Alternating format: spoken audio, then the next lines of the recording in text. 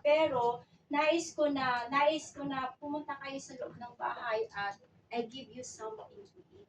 Sabi niya. And then, pero sabi ng lalaki, sabi niya ganyan, nandyan ba yung asawa mo sa iyong tahanan? Sabi niya. Ay, wala siya. Sabi niya gano'n. Pero sabi niya gano'n, pero sabi niya, hindi kami pwedeng pumunta sa loob. Sabi ng lalaki.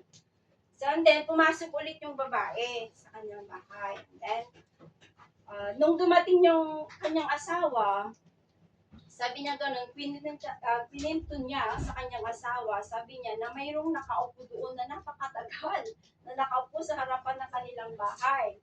So sabi niya, sige, invite mo sila para naman makakain. Sabi niya ganun. And then, lumabas yung babae, sabi niya, nandito na yung asawa ko, dumating na. Kaya pwede na kayong pumunta sa loob. At ipaghahanda ko kayo ng makakain. Pero sabi ng lalaki, yung old man na ganyan, hindi kami pwedeng sabay-sabay na pumasok. Nabasa niyo ba? Hindi pa. Hindi pa. Sabi niya, hindi kami pwedeng pumasok. Bakit? Sabi ng babae. Tapos pinakilala niya yung kanyang kaibigan. Di ba tatlo sila? Pinakilala niya, Pinoy niya. Sabi niya gano'n, his name is Wealth. Niya. If he goes with you, sabi niya gano'n, you will be filled with wealth always. Niya. And then yung isa naman, and he is success. And success. If you goes with you, you will always be successful in any endeavor you start. Sabi niya gano'n. And then, go inside and pagkaroon kayo ng discussion about this kung sino ang invite ninyo sa amin. Sabi ng lalaki. So, pumasok yung babae, sabi niya, pinento niya sa kanyang asawa, and then, galak naman yung asawa niya, narinig niya kasi belt taxis. Ay, mayroon pang isa na nakalimutan ko. Sabi niya at pinakilala din niya yung kanyang sarili, siya ay love. Siya ay love. Pala, hindi ko na-introduce yung love. Sabi niya, if I go with you, then your home will be filled with love always. And then nagdi-discuss silang mag-asawa na ganyan. So sabi ng kanyang asawa, let's invite Will. Sabi niya ganon. And then let him come and fill our home with wealth. And then his wife disagreed and said, why don't we invite success? And then that time, nandun pala yung daughter-in-law niya na nakikinig. At sabi niya naman na ganyan, na nagsuggest sa kanya, would it be better, sabi niya, if we invite love in our home? Then our home will be filled with love forever. And then, nakapag-decide na ngayon yung mag-asawa. Then, lumabas sila. Which one of you is love? So, gano'n yung babae. Then, tumayo sila na gano'n. Then, tumayo na rin yung dalawa, yung kaibigan. Di ba, pasok na sila. Sabi niya, wait, di ba sabi mo, sabi ng babae, di ba sabi mo, isa lang yung pwedeng pumasok. Sabi niya. And then, ang in-invite ko lang ay yung si Love, sabi niya ganon.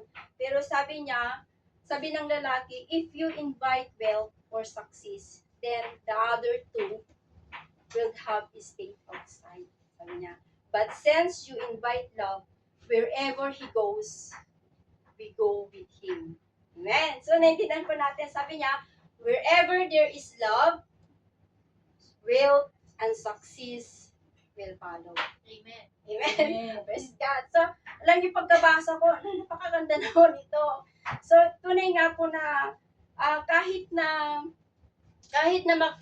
tayo po ay magiging wealthy sa mundong ito or tayo man po ay maging successful without love, hindi pa din masasatisfied yung buhay natin. Amen? Amen. Kulang pa din. At kumbaga kayod ka ng kayod. Wala ka namang pag-ibig. Parang wala pa rin kabuluhan. Amen? Pero napaka-importante pala mga kapatid sa ating buhay kung mayroon pong tayong pag-ibig at ang pag-ibig na yon ay nagmumula sa ating Panginoong Hesus. Amen? So, nais ko pong basahin dito po sa inyo sa 1 Corinthians 13 verse 1 to 3. Sabi ni Apostol Pablo, sabi niya, magkapagsalita man ako ng mga wika ng mga tao at ng mga anghel, kung wala naman akong pag-ibig, sabi niya ganon, para lamang akong batingaw na umaaliwangaw o pumpyang na tumataginting. Kung ako man ay may kakayahang maghayag ng salita ng Diyos at umuunawa sa lahat ng hiwaga, kung mayroon man ako ng lahat ng kaalaman ng malaking pananampalataya, ano pat napapalipat ko ang mga bundok, ngunit wala naman akong pag-ibig, wala akong kabuluhan. Amen. Sa verse 3, ipamigay ko man ang lahat kong ari-arian at ialay ko man ang aking katawan upang sunugin. Kung wala naman akong pag-ibig, walang mabuting maidudulot sa akin. Amen. So kung wala po tayong pag-ibig, lahat ng bagay ay walang kabuluhan mga kapatid. Ngunit salamat sa ating Panginoon, sa pamagitan ng pag-ibig niya na ipinadama niya sa atin, tayo rin po ay umiibig. Amen. Praise God po so halimbawa po sa ating trabaho mga kapatid. Mahal ba natin ang ating trabaho dito? Amen. Praise God. Praise the Lord. Mahalin natin yung trabaho natin. Amen? Yes. Sapagkat kung mamahalin natin yung trabaho natin, kasi nga yung pag-ibig is matyaga. Di ba? Pag may pag-ibig tayo, ang pag-ibig ay matyaga. Amen?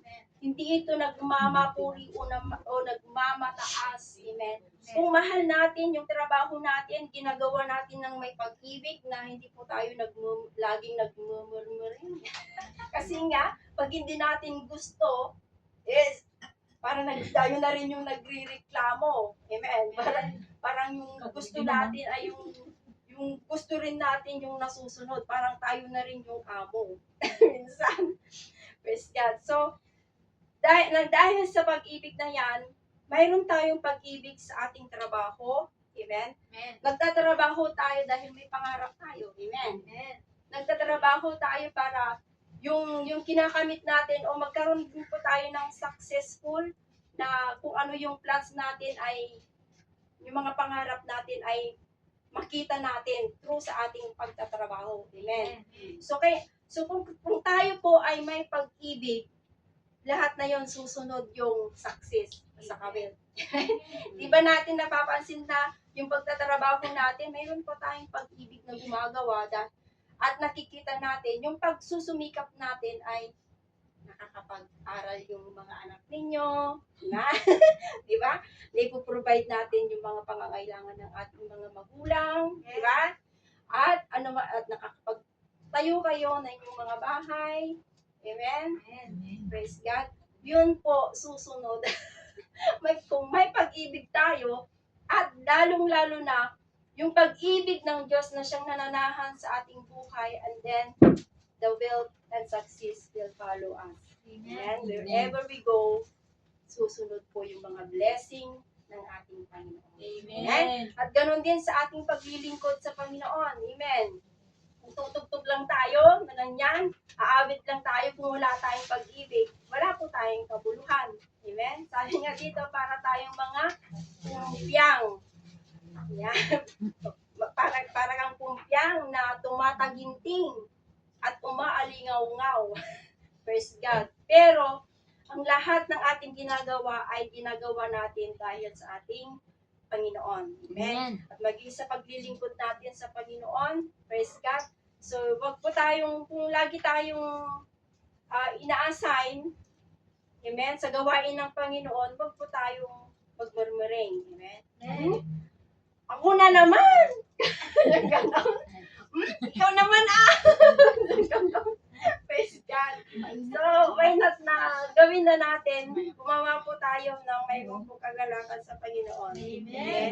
Gawin po natin, maglingkod tayo sa Panginoong Diyos sapagkat yung ginagawa natin para sa Panginoon ay hindi po ito nasasayang. Amen. And someday, we receive the reward comes from the Lord. Amen.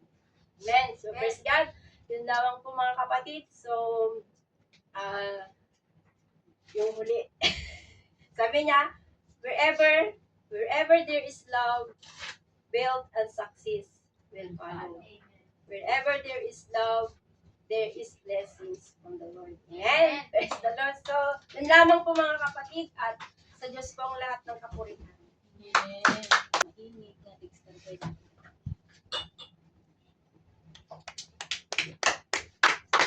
Salamat kapatid at magandang umaga po sa ating lahat. Good morning. Ang Lord po ay hindi tumitingin kung ilan po tayo. Amen.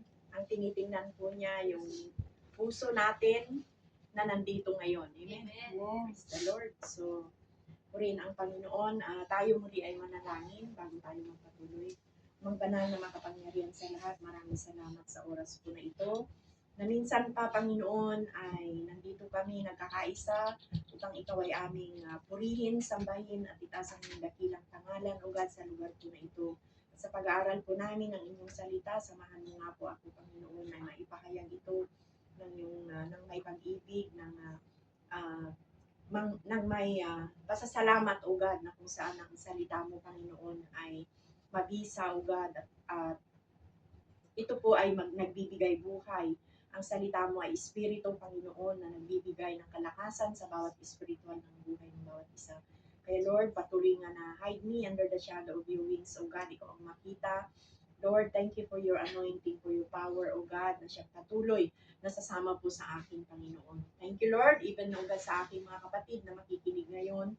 Lord, you know them, you know their heart's desire, Father God, na makilala ka pa sa mas malalim at bibiyang kaparaanan, Panginoon, and help us, O Lord, to understand your word, O God. Holy Spirit, we welcome you in this place, O God. Be our teacher, be our programmer, O God. Hallelujah. At ikaw, Panginoon, ang patuloy na kumilos sa aming kalagitnaan, O God, na huwag mong hayaan na masayang ang mga salita mo, Panginoon. Bagkus ito, Panginoon, ay mapakinggan, maitanim sa matabang lupa ng bawat puso ng iyong mga anak na nandito ngayon, Father God. At alam ko, Panginoon, na kakatagpuin mo ang bawat isa po sa amin sa pamamagitan ng inyong mga salita. Salamat po ng marami. God,